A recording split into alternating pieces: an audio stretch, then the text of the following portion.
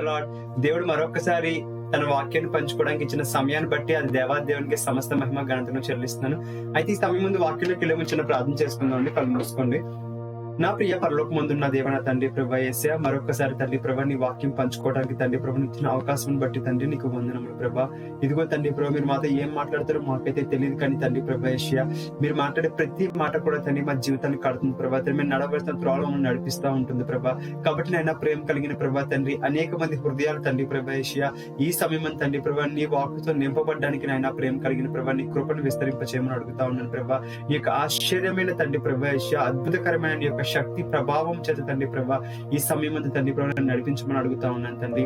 పరిశుద్ధాత్మ దేవ తండ్రి ప్రభా, మీరు మాకు ఏం బోధించాలని కోరుకుంటున్నారో ఆ మాటలు బోధించండి. విన్న ప్రతి ఒక్కరి జీవితంలో కూడా తండ్రి ప్రభా ఈ మాటలు బహుబలంగా ఫలించే కృపను దయచేయమని యేసుక్రీస్తు వారి నామములో సమయం అంతా మీకు అర్పించుకుంటూ యేసుక్రీస్తు వారి నామంలో తండ్రి ప్రభా ప్రవచించి ప్రార్థించి వేడుకుంటున్నాను నా ప్రేమ కలిగిన తండ్రి. ఆమేన్. హల్లెలూయా. ఎవరికైతే ఇంకా కొన్ని విషయాల మీద నీకు దేవుని మాట లేదో, ఈ సమస్య మీదో, ఆ అనారోగ్యం మీదో, లేదంటే ఆ వివాహం మీదో, ఏ సమస్యనో ఉన్నప్పటికీ దాని విషయమే నీకు ఇంకా అందులో ఏమైతే దేవుడు ఇవ్వలేదో అక్కడ దేవుడిని అడిగి పొందుకోవాలండి. ఆయన కనిపెట్టాలి. ఖచ్చితంగా దేవుడు దాని విషయం ఒక మాట ఇస్తాడు. ఆయన మాట ఇచ్చాడా ఆ ఆకాశంలో గతించిపోతుంది, కానీ ఆయన మాట గతించిపోతుంది. ఆయన మాట ఖచ్చితంగా నెరవేరుతుంది.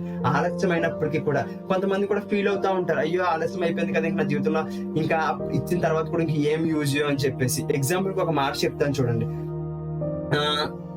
ఆలస్యం అయిపోయింది కదా అని ఫీల్ అవుతా ఉంటారు. ఎలాగా, ఇంకా నాకు ఈ సమయంలో ఇస్తే అది నాకు యూజ్ అవుతును, ఈ సమయంలో ఇవ్వకపోతే నాకు అది ఉపయోగపడదు కదా, నాకు వివాహం జరగాల్సిన సమయంలో వివాహం జరిగితే నాకు యూజ్ ఉంటుంది, లేదనుకో ఇంకా నా టైం వేస్ట్ కదా, ఇంకా జరిగిన వృధా కదా, లేదంటే నాకు రావాల్సిన సమయంలో నాకు డబ్బులు ఉంటే నేను ఏదైనా చేయగలను కదా అని చెప్పి ఆలోచించుకుంటూ భయపడతా ఉంటాం.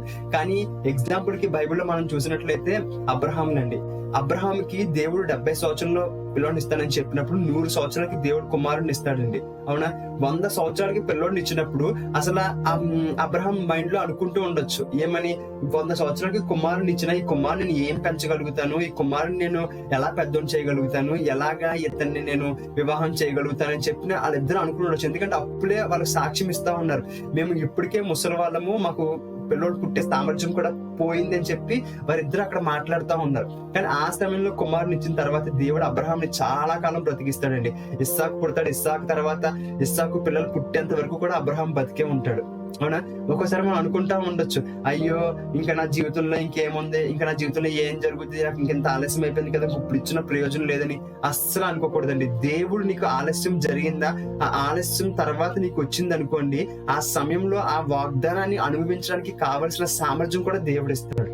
ఇవ్వకుండా నీకు వాగ్దానం ముసలోడు అయిపోయాక ఇచ్చి, లేదంటే ఇప్పుడు చిన్నప్పటి నుంచి డబ్బులు అడుగుతా ఉన్నావు, చిన్నప్పటి నుంచి ఆశీర్వాదం అడుగుతావు, ముసలోడు అయిపోయాక దేవుడు ఇవ్వడు నీకు. ఒకవేళ ముసలోడు అయ్యాక ఇచ్చినప్పటికీ కూడా అవన్నీ అనుభవించడానికి కావలసిన సామర్థ్యం దేవుడు ఇస్తాడు. ఖచ్చితంగా ఆ బలాన్ని ఇస్తాడు. ఎందుకంటే సమస్తమైన చేతిలో ఉన్నాయి, మనము అది నమ్మగలగాలి. అర్థమవుతుందా? కాబట్టి దేవుడు అంత ఆలస్యం చెయ్యడు. ఇన్ కేసు నాకు ఇంత సమయం అయిపోయింది, ఇంక ఇప్పుడు వచ్చిన ప్రయోజనం లేదు అనుకుంటున్నావేమో, అటువంటి వారి కోసం చెప్తున్నా. ఏమనంటే దేవుడు నీకు వాగ్దానాన్ని ఫలము నెరవేర్చి అది అనుభవించడానికి కావలసిన సామర్థ్యం కూడా నీకు ఇస్తాడు. మనం చూద్దాం. మార్కు సువార్త 5వ అధ్యాయం చూసినట్లయితే మనకు అక్కడ అర్థమవుతుంది. మార్కు సువార్త 5వ అధ్యాయం. ఎందుకనంటే మనం అనుకుంటా ఉంటాం, అయ్యో టైం అయిపోయింది కదా, ఇంకా నా జీవితంలో కార్యం జరుగుద్దా లేదా అని చెప్పి. ఇక్కడ యేసుక్రీస్తు వారి మాటలు మనం కొన్ని వింటున్నాం అనుకోండి, మనకి విశ్వాసం బలపడతా ఉంటుంది. ఒకసారి చూద్దాం. మార్కు సువార్త 5వ అధ్యాయం 22 నుంచి చదువుదామండి. మార్కు సువార్త 5, 22, 23. ఆయన సముద్ర తీరమున ఉండగా సమాజ మందిరపు అధికారులు యాయూరునొకడు వచ్చి ఆయనను చూచి ఆయన పాదముల మీద పడి, నా చిన్న కుమార్తె చావనై ఉన్నది, అది బాగుపడి బ్రతుకున్నట్లు నీవు వచ్చి దాని మీద నీ చేతులు ఉంచవలని ఆయనను మిగులు బతిమాలుకొనగా ఆయన అతనితో కూడా వెళ్ళెను. బహు జన సమూహము ఆయనను వెంబడించి ఆయన మీద పడిచుండిరి. ఇక్కడ మనం చూసినట్లయితే ఈ యొక్క మార్కు సువార్త 5వ అధ్యాయము 22 నుంచి అలాగే మనం 42 వరకు మనం చూసినట్లయితే ఇక్కడ ఒక సంఘటన జరుగుతుందండి. ఆ యొక్క సమాజ మందిరపు అధికారి అనే ఒక యాయురు అనే ఒక అతనంట యేసుక్రీస్తు అలా వెళ్తా ఉన్నప్పుడు ఆ శిష్యులతో పాటు నడుచుకుంటూ ఆ ప్రాంతంలో వెళ్తా ఉన్నప్పుడు అతని కుమార్తె చనిపోయే స్టేజ్ కి వచ్చి ఉన్నదంటండి. అంటే ఒక అనారోగ్యంతో ఆ కుమార్తె బాధపడతా ఉంది, ఇంకా చనిపోలేదు. బతికుండగానే ఆ వ్యక్తి ఏం చేశాడంట, యేసుక్రీస్తు ప్రభు దగ్గరికి వచ్చాడంట. వచ్చి యేసయ్య, నా కుమార్తె చనిపోయడానికి సిద్ధంగా ఉంది, చనిపోయే స్టేజ్ లో ఉంది, వచ్చి నీ చేతులు ఉంచయ్యా, నీ చేతులు ఎప్పుడైతే ఆ కుమార్తె మీద ఉంచుతావో, లేదంటే నువ్వు ఎప్పుడైతే ఆ కుమార్తె విషయమై తండ్రి ప్రభా ఎప్పుడైతే ఆ కుమార్తె చేతులు ఉంచుతావో ఆ కుమార్తె మళ్ళీ బ్రతుకుతుంది అని చెప్పి యేసుక్రీస్తు ప్రభుతో చెప్పి నా ఇంటికి రా అన్నప్పుడు యేసుక్రీస్తు ప్రభు వెళ్తా ఉంటారండి. వెళ్తా ఉన్నప్పుడు మనం 25 నుంచి చదివినట్లయితే అక్కడ అదే సమయంలో ఇంకొక సంఘటన జరుగుతూ ఉంటది. ఒక స్త్రీ చాలా కాలం నుంచి రక్తస్రావంతో బాధపడతా ఉంటే ఆయన వస్త్రపు చెంగి ముట్టుకుంటే ఆమె వెంటనే స్వస్థపరచబడుతుంది. ఈ యొక్క మిగతా ఈ 10 వచనాలు కూడా ఆ స్త్రీ గురించి రాసి ఉంటాయండి. ఆ సమయంలో చాలా మంది జనాలు ఉన్నారంట. ఈ వ్యక్తి అడిగిన వ్యక్తి కూడా అక్కడే ఉన్నాడు, శిష్యులు ఉన్నారు, చాలా మంది జనం ఉన్నారు. అంతలో ఎవరో ఒక ఆమె ఆయన వస్త్రం చెంగి ముట్టడం వల్ల ఆమె స్వస్థపడింది. నాలో నుంచి ప్రభావం వెళ్ళింది. ఎవరో ఆ వ్యక్తి అని చెప్పి యేసుక్రీస్తు వారు వెతుకుతా ఉన్నారంట. అవునా? వెతుకుతా ఉంటే 35వ వచనం చదువుదామండి. ఆయన ఇంకనూ మాట్లాడుచుండగా సమాజ మందిరపు అధికారి ఇంటి నుంచి కొందరు వచ్చి, ఆయన ఎవరో నా వస్త్రం ముట్టారంటే ఆ స్త్రీ వచ్చి సాక్ష్యం ఇస్తుంది, నేనే ముట్టానని చెప్పి. ఇంకా ఆయన ఆ డిస్కషన్ లో ఉంటారు. ఆల్రెడీ వచ్చి ఈయన నా కుమార్తె చావనే ఉన్నది రా అని చెప్పినప్పుడు బయలుదేరుతున్న వ్యక్తి మధ్యలో పడిపోయింది దేవుడికి. అవునా? మధ్యలో పడినప్పుడు ఆలస్యం జరుగుతా ఉంది. ఇంతలో ఏమైంది, వచ్చిన వ్యక్తి ఒక కుమార్తె చనిపోయింది. ఇక్కడ ఏమైంది, పరిస్థితి చేయి దాటిపోయింది. అవునా? ఇంకా అతనిలో ఏమని ఉంటది, అయ్యో నా కుమార్తె చనిపోయింది, ఇంక వచ్చినా యూజ్ లేదు అని అనుకోవచ్చు. కానీ ఒకటి గుర్తు పెట్టుకోండి, మన జీవితంలో కూడా అంతే. కొన్ని సార్లు మనకు అనిపిస్తా ఉంటది, ఇంకా ఇప్పుడు ఇచ్చిన ఇంకా యూజ్ లేదులే, ఇంకా దేవుడు ఏం చేయగలడే, ఇంకా నా పరిస్థితి అయిపోయింది, నా సమయం అయిపోయింది, నాకు ఇంత ఏజ్ వచ్చేసింది, ఇంక నేను ఏం చేయగలను అని నువ్వు అనుకుంటున్నామో. ఇక్కడ దేవుడు ఏం చేస్తాడో మనం చూద్దామండి. ఆయన ఇంకనూ మాట్లాడుచుండగా, ఎవరు యేసుక్రీస్తు మాట్లాడుచుండగా సమాజ మందిరపు అధికారి ఇంటి నుంచి కొందరు వచ్చి, నీ కుమార్తె చనిపోయినది, నీవిక బోధకుని ఎందుకు శ్రమ పెట్టుదు అనేది. అంటే ఇంకా నీ కుమార్తె చనిపోయింది, ఇంకెందుకు ఆయన పిలుస్తున్నావు, ఇంకెందుకు ఆయన రా అని నువ్వు అడుగుతున్నావు, ఇంకా ఆయనకు నువ్వు ప్రార్థించుకు, ఇంక నువ్వు ఆయనకి చెయ్యకు అని చెప్పి సెలవిస్తా ఉన్నారు అక్కడ. అయితే యేసుక్రీస్తు వారు ఏమంటున్నారు, యేసు వారు చెప్పిన మాట లక్ష్య పెట్టక, ఏంటనంట, వారు చెప్పిన మాట లక్ష్య పెట్టక. ఎందుకు ఆయన లక్ష్య పెట్టదన్నావు? మొదట నువ్వేం చేసావు, నాకు ప్రార్థించు. అవునా? మొదట నాకు ప్రార్థించో, నన్ను అడిగో, నేనేం చేశాను, వస్తానని చెప్పి మాట ఇచ్చాను, నేను వస్తున్నాను. మరలా ఎందుకు పరిస్థితి చేయి దాటిపోయిందని చెప్పి వెనకడుగు వేస్తున్నావు? మన జీవితంలో కూడా అంతే. దేవుడు నీవు ప్రార్థించిన తర్వాత, ఒక వాగ్దానం ఆయన ఇచ్చిన తర్వాత, నువ్వు పరిస్థితి ఎలాగైపోయినా సరే, ఎంత ఆలస్యం అయిపోయినా సరే, నువ్వు వెనకడుగు వేయొద్దు. ఎందుకు అంటే ఇక్కడ ఏమంటున్నారు చూడండి, యేసు వారు చెప్పిన మాటలు లక్ష్య పెట్టక, నీవు కూడా నీ పరిస్థితులను, నీ సమయమును, నీ టాలెంట్ ని, లేదంటే నీ యొక్క డబ్బులు లేని తనాన్ని, లేదంటే నీ యొక్క పేదరికమును, లేదంటే నీ యొక్క చదువు లేని దాన్ని దేని లక్ష్య పెట్టకు. భయపడకుము, నమ్మిక మాత్రం ఉంచమని సమాజ మందిరపు అధికారితో చెప్పి, ఏంటంట, యేసు వారు చెప్పిన మాటలు లక్ష్య పెట్టక భయపడకుము, నమ్మిక మాత్రం ఉంచమని సమాజ మందిరపు అధికారితో చెప్పి. ఏమంటున్నాడు దేవుడు? భయపడద్దు, నమ్మిక మాత్రం ఉంచు, ఎడతెడక నమ్మిక మాత్రం ఉంచు, ఇంకా కంటిన్యూగా దేవుడి యందు వేచి ఉండు. మనకు కూడా దేవుడు అదే మాట్లాడుతున్నారు. ఇంత ఆలస్యం అయిపోయిందని చెప్పి ఇప్పుడు గివప్ ఇవ్వకు, ఇప్పుడు నువ్వు విడిచిపెట్టేకు. దేవుడు ఏం చెప్తున్నాడు, ఇంకా వేచి ఉండు, నేను నీ యొద్దకు బహుమానం తీసుకుని రాకపోతున్నాను. నెక్స్ట్ ఏమవుతుంది మనం చూస్తే, పేతుర్ని వీరందరినీ కూడా యేసుక్రీస్తు ప్రభు వారు వెంట పెట్టుకుని ఆ ఇంటికి వెళ్తారు. వెళ్ళిన తర్వాత ఏం చేస్తారు, అక్కడ అందరూ ఏడుస్తా ఉంటారు. అప్పుడే ఆల్రెడీ పిల్లల గ్రోవి వారు కూడా అక్కడ ఉంటారంట. అయితే అన్ని సిద్ధపరిచేశారు. కానీ యేసుక్రీస్తు వారు ఏం చేశారు, ఆ కుమార్తెని వెళ్ళి లేగమని అంటేనే ఆ కుమార్తె లెగిచిందని చెప్పి ఇదే వాక్యం మనం చూసినట్లయితే 42, 43 వచనాల్లో ఉంటది. కాబట్టి చూడండి, మనము ఎప్పుడు కూడా ఆయన ఏం చెప్తున్నాడు మనకి ఈ వాక్యం ద్వారా, నువ్వు నన్ను అడిగిన తర్వాత, నేను నీకు మాట ఇచ్చిన తర్వాత, నువ్వు నా మాటనే లక్ష్య పెట్టు, నీ పరిస్థితిని లక్ష్య పెట్టకు, ఎవరో ఏదో చెప్తున్నారని ఆ మాటను లక్ష్య పెట్టకు, అపవాది చెప్పే మాటలు లక్ష్య పెట్టుకుని దేవుడు సెలవిస్తా ఉన్నాడు. మనకు ఆయన ఏం మాట ఇచ్చారో ఆ మాటనే మనము లక్ష్య పెట్టాలండి, దాని అందే నమ్మిక ఉంచమన్నాడు. భయం కూడా పడద్దు అంటున్నాడు. ఎందుకనంటే నువ్వు చెప్పిన తర్వాత, ఆయన వాగ్దానం ఇచ్చిన తర్వాత, నువ్వు మొరపెట్టిన తర్వాత ఆయన వాగ్దానం ఇచ్చిన తర్వాత బాధ్యత ఆయనది. అవునా? అయితే నువ్వు ఉండాల్సింది ఏంటంటే, ఆ యాయురు ఎలాగైతే యేసుక్రీస్తు వారితో ఉన్నాడో నీవు కూడా ఆ వాగ్దానం నెరవేరు వరకు ఎడతెరిక నమ్మిక ఉంచి ఆయనతో ఉండి. అంతే. ఖచ్చితంగా కుమార్తె వద్దకు ఆయన తీసుకుని వెళ్ళి, ఆయన ఎలాగైతే కుమార్తెను లేపి అతను ఏదైతే అడిగాడో అతనికి ఇచ్చారో, నీ జీవితంలో కూడా ఎంత ఆలస్యం అయిపోతున్నప్పటికీ కూడా దేవుడు ఏం చేస్తారో అనుకుంటున్నావు, అలాగా ఆ కార్యం ఏదైతే మాట ఇచ్చారో ఆ కార్యం జరిగించి నిన్ను మళ్ళీ దర్శిస్తారు ఆయన ఖచ్చితంగా. ఆయన అంటాడు కదా, ఊరకే నిలిచి ఉండాలంట. ఒక్కొక్కసారి మనం సైలెంట్ గా ఉండాల్సిందే. ఓకే, దేవుడే చేస్తాడని చెప్పి మనము ఉండాల్సిందే. ఆయన చేసే కార్యాలు ఆయన చేస్తా ఉంటాడు. అందుకే అంటాడు, ఎడతెడక ఆయన యందు నమ్మిక ఉంచుడి. ఎప్పుడు కూడా మన నమ్మిక తప్పిపోకూడదు. ఎప్పుడైతే తప్పిపోతుందో మనము ఇలాంటి ఫేస్ చేయాల్సి వస్తుంది. ఇక్కడ మనకు అర్థమైంది కదా. ఇంకా మనం చూద్దాం యోహాను సువార్త 11వ అధ్యాయం. ఇంకో వ్యక్తి విషయం కూడా మనం చూస్తే మనకు బాగా అర్థమవుతుంది. యోహాను సువార్త 11వ అధ్యాయం 1-4 వచనాలు. మరియు ఆమె సహోదరి అయిన మార్తా అను వారి గ్రామమైన బేతనియాలోనున్న లాజరు అను ఒకడు రోగి ఆయను. ఈ లాజరు ప్రభువునకు అత్తరు పూసి తల వెంట్రుకలతో ఆయన పాదమును తుడిచిన మరియకు సహోదరుడు. అతని అక్క చెల్లుండ్రు, ప్రభువా, ఇదిగో నీ ప్రేమించువాడు రోగి ఉన్నాడని ఆయన యొద్దకు వర్తమానము పంపిరి. యేసు అది విని, ఆ వ్యాధి మరణము కొరకు వచ్చినది కాదు గాని దేవుని కుమారుడు దాని వల్ల మహిమ పరచబడినట్లు దేవుని మహిమ కొరకు వచ్చినదనెను. హల్లెలూయా. ఇక్కడ మనం చూసినట్లయితే ఇక్కడ ఏం చేశారంటే, ఈ లాజరస్ అనే వ్యక్తి, మరియా, వీళ్ళందరూ ఏంటంటే యేసుక్రీస్తు వారితో శిష్యుల వల్లే తిరుగుతా ఉండేవారు అన్నమాట. శిష్యుల వల్లే వీరు కూడా ఆయనతో పాటు ఉంటా ఉండేవారు. అయితే ఈ సమయంలో ఈ యొక్క మరియా యొక్క సహోదరుడు లాజరు చనిపోవడంతో ఏమవుతా ఉంటదంటే, చనిపోడు, జ్వరంతో బాధపడతా ఉంటాడు. జ్వరంతో బాధపడతా ఉన్నప్పుడు ఏళ్ళలో యేసుక్రీస్తు వారు వేరే ప్రాంతంలో ఉంటే ఆ ప్రాంతానికి వర్తమానం పంపిస్తారండి. పంపించినప్పుడు ఆయన మాట విని ఏమంటారు, ఇది మరణం కోసం వచ్చింది కాదు, దీని వల్ల దేవుడు మహిమ పొందవలసి ఉన్నది అని చెప్పి వారితో అంటాడు. అవునా? ఎప్పుడైతే యేసుక్రీస్తు వారితో అంటారో వాళ్ళు ఏం చేస్తారు, వెళ్ళిపోతారు. ఆయన ఇంకా అక్కడ 4-5 రోజులు అక్కడే ఉంటారండి. ఉండిన తర్వాత అంతలో ఈ సమయంలో లాజరస్ చనిపోతాడు. అంటే ఇక్కడ కూడా మనం చూసే పరిస్థితి చేయి దాటిపోయింది. అవునా?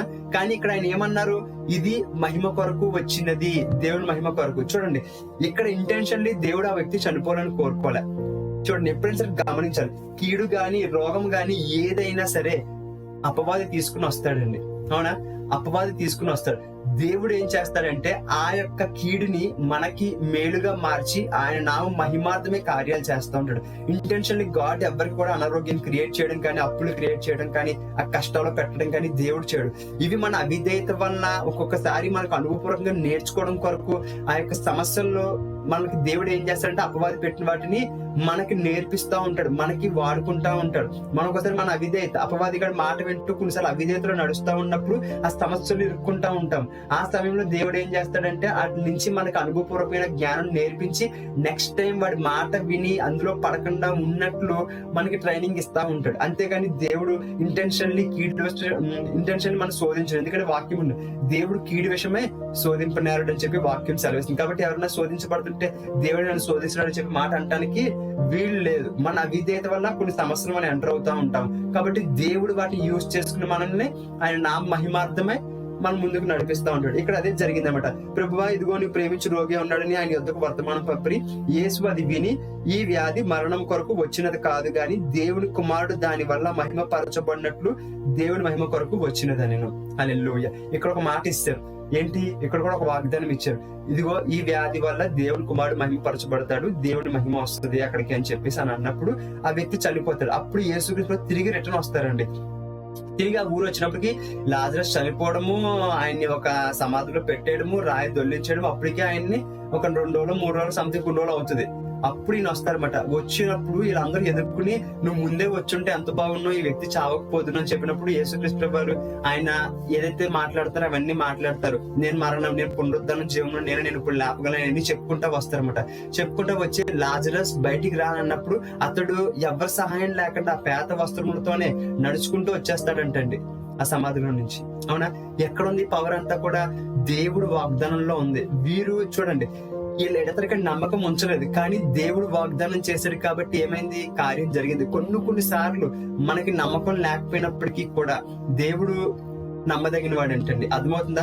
సాయం చేస్తాడు. అలాగని మనం నమ్మకం పెట్టుకోదని అంటలే, మనం నమ్మకం పెట్టుకుంటే ఇంకా అద్భుతంగా కార్యాలు దేవుడు మన జీవితంలో చేస్తాడు. ఇక్కడ చూడండి, లాజరస్ జీవితంలో ఎలాగైతే దేవుడు ఆలస్యం అయిపోయింది, చేయి దాటిపోయిందని అనుకున్నాడు, అక్కడ కూడా పరిస్థితిని మార్చాడు దేవుడు. అవునా? పరిస్థితిని మార్చి ఏం చేశాడు, చనిపోయి పాతి పెట్టేసిన వ్యక్తిని తిరిగి మరలా లేసేలా చేస్తాడు. కాబట్టి దేవుడికి మనము ఎప్పుడైనా సరే మొరపెట్టాలి, ఆయన దగ్గర నుంచి వాగ్దానం పొందుకోవాలి, కనిపెట్టాలి. ఈ మార్తా మరియలా మనకి అంటే సంథింగ్ అంటే వాళ్ళ ప్రాసెస్ లో ముందుకు వెళ్ళిపోయారులేండి. వాళ్ళు చనిపోయారు కాబట్టి ఆ బాడీ అక్కడ ఉండకూడదు కాబట్టి వారు వెళ్ళి కప్పెట్టేశారు. కానీ ఇక్కడ చూడండి, మనకి దేవుడు ఏం మాట్లాడుతున్నాడంటే, నీ పరిస్థితి చేయి దాటిపోయినా సరే నువ్వు దేవుడిని నమ్మకం ఉంచు, దేవుడు కార్యం చేస్తాడని నమ్మకం ఉంచు. దేవుడు ఎలా కార్యం చేస్తాడో నీకు అనవసరం, నువ్వు ఆయన చేస్తాడు, దానికి ఈ సమస్యని తప్పిస్తాడు. ఇంత గొప్పగా నేను చేయగలనా లేదా అనుకుంటున్నాము, ఆ దేవుడు అది చేయగలుగుతాడు, ఆ పెట్టుబడి ఇవ్వగలడు, దేవుడు ఆ సామర్థ్యం నీకు ఇవ్వగలడు. ఆయనకి ఆ సామర్థ్యం ఉంది. నీ యొక్క టాలెంట్ ని లేదంటే నీ యొక్క సామర్థ్యాన్ని నువ్వు జ్ఞాపకం చేసుకోకూడదు. నువ్వు మొరపెట్టింది ఆయనకి, ఆన్సర్ ఇచ్చింది ఆయన, ఆ వాగ్దానం ఇచ్చింది ఆయన, నెరవేర్చే బాధ్యత ఆయన.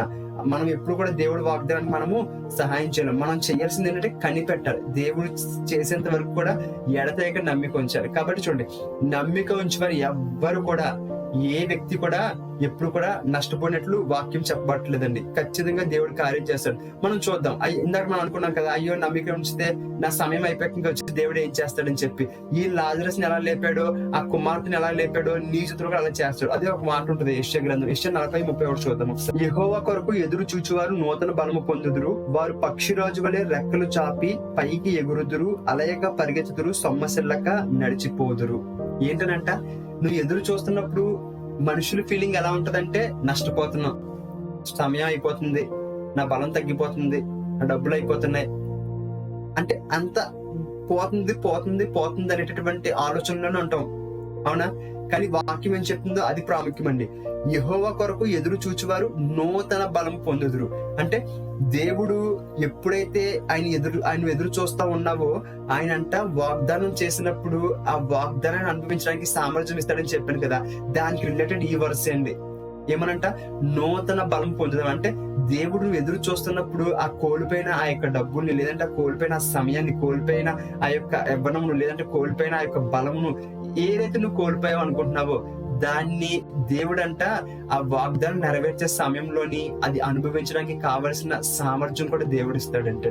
ఇక్కడ చెప్తున్నాడు, యెహోవా కొరకు ఎదురు చూచేవారు నూతన బలము పొందుదురు, వారు పక్షిరాజు వలె రెక్కలు చాపి పైకి ఎగురుదురు, అలయక పరిగెత్తుదురు, సొమ్మసిల్లక నడిచిపోదురు. అంటే ఏ మాత్రం నువ్వు సందేహపడుతుంది ఏది జరగదండి. అక్కడ నువ్వు అనుకుంటున్నావేమో అయిపోయింది, ఇంకా నా జీవితంలో ఈ కార్యం జరగదు, ఇలా ఫిక్స్ అయిపోయి కదా, అది ఏం కాదంట. నువ్వు ఎదురు చూడు, దేవుడి కార్యం జరుగుద్ది. నువ్వు ఊహించిన దానికంటే, నువ్వు ఆలోచించిన దానికంటే, అడిగిన దానికంటే కూడా గొప్పగా ఆయన కార్యం చేస్తాడు. అవునా?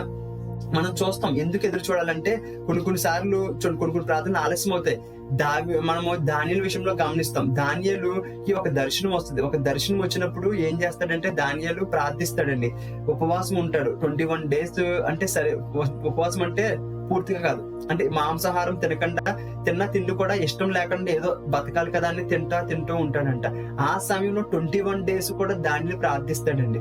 ఎందుకనంటే చూడండి, ఆ 21 days ప్రార్థించినప్పుడు ఒక దూత వస్తుంది ఆయన దగ్గర, గాబ్రియల్ దూత వచ్చి ఆ యొక్క దర్శనం విషయమే అతనికి ఆన్సర్ తెలియచెప్పడానికి ఒక దూత వస్తుంది. ఆ దూత దానియేలుకి చెప్తుంది, దానియేలు, నువ్వు ఎప్పుడైతే మోకరించావో అప్పుడే నీ యొద్దకు నేను వచ్చాను, బయలుదేరాను. కానీ ఈ పారసికుల రాజు, అంటే ఆ యొక్క దేశానికి సంబంధించిన దురాత్మ ఏం చేసిందంట, ఆ గాబ్రియల్ రాకుండా అక్కడ అడ్డుకున్నదంట. ఎప్పుడైతే దానిని ఎడతెరక ఇంకా కనిపెడతా ప్రార్థన చేస్తా ఉన్నాడో, ఇంకా ఆపకుండా ప్రార్థిస్తా ఉన్నాడు, ఇంకా దేవుడి దగ్గర కనిపెడతా ఉన్నాడు, దేవుడు మరొక దూతను పంపించాడంట. ఏంటది? మికాయేలు వచ్చి గాబ్రియల్ కి సహాయం చేసినప్పుడు గాబ్రియలు ఆ యొక్క ఆన్సర్ తీసుకుని వచ్చిందంట దానియేలు దగ్గరికి. కాబట్టి చూడండి, మనకి దీని ద్వారా దేవుడు ఏం మాట్లాడుతున్నాడంటే, ఆగిపోకు, ఆ ప్రార్థన జీవితాన్ని ఆపొద్దు, ఆ యొక్క నమ్మకాన్ని ఆపొద్దు. నువ్వేం చేయాలి? ఇంకా కనిపెట్టినప్పుడు దేవుడు ఏం చేస్తానంటున్నాడు, ఆయన తన యొక్క దూతను ఎలాగైతే దానియేలుకి పంపించాడో, నీ యొక్క ఆన్సర్ ను కూడా కొంత సాతాను శక్తులు అడ్డుకుంటున్నాయేమో. అంటే చూడండి, ఇట్లా అనేకమైన ఇబ్బందులు ఎదుర్కొంటున్నావేమో, ఇంకా అపవాది ఆ యొక్క ఆలస్యాన్ని పెంచడానికి ప్రయత్నిస్తున్నాడేమో. నువ్వు కూడా దానియేలు ఎలాగైతే ఆపకుండా కంటిన్యూగా ప్రార్థించాడో, నీవు కూడా ఏం చేయాలి? ఆపకుండా కంటిన్యూగా ప్రార్థించాలి. ఖచ్చితంగా ఆన్సర్ వస్తుంది. నువ్వు ప్రార్థించిన మొదటి రోజే ఆన్సర్ ఉందంటే దానియేలుకి, కానీ రావడానికి 21 days పట్టింది. ఈ మధ్యలో ప్రార్థన ఆకుంటే ఆ మిఖాయేలు రాకపోతాడేమో కదా. కాబట్టి గమనించండి, మనల్ని దేవుడు అంతగా చెప్తున్నాడు, ఎడతెగక నమ్మిక ఉంచాలి. ఎప్పటి వరకు అంటే వాగ్దానం నమ్మినంత, మనము వాగ్దాన ఫలము చూసినంత వరకు కూడా. ఎందుకంటే మనం బైబిల్లో చాలా మటుకు చూస్తామండి. ఒకసారి సామెతలు 25:3 ఉంటుందండి, నీ కొరకు కనిపెట్టువారు కనిపెట్టువారిలో ఎవడు కూడా సిగ్గును అందడంట. అంటే నువ్వు దేవుని కొరకు ఎదురు చూసిన తర్వాత నువ్వు ఫీల్ అవుతావేమో, నేను ఇంత కొరకు ఇన్ని రోజుల నుంచి ఆయన దగ్గర కనిపెడుతున్నాను కదా, ఇంత ప్రార్థిస్తున్నాను కదా, ఇన్ని రోజుల నుంచి ఆయన దగ్గర వెయిట్ చేస్తున్నాను కదా, నాకు ఇంకా జరగకపోతే అవమానం జరుగుతుందేమో, సిగ్గుపడతానేమో అని నువ్వు ఫీల్ అవుతున్నావు. కానీ వాక్యం ఏం సెలవిస్తుంది ఒకసారి తీద్దాము. సామెతలు 25:3 తీసి క్లోజ్ చేద్దాము. సామెతలు 25:3. సారీ, సామెతలు కాదు, కీర్తనలు 25:3.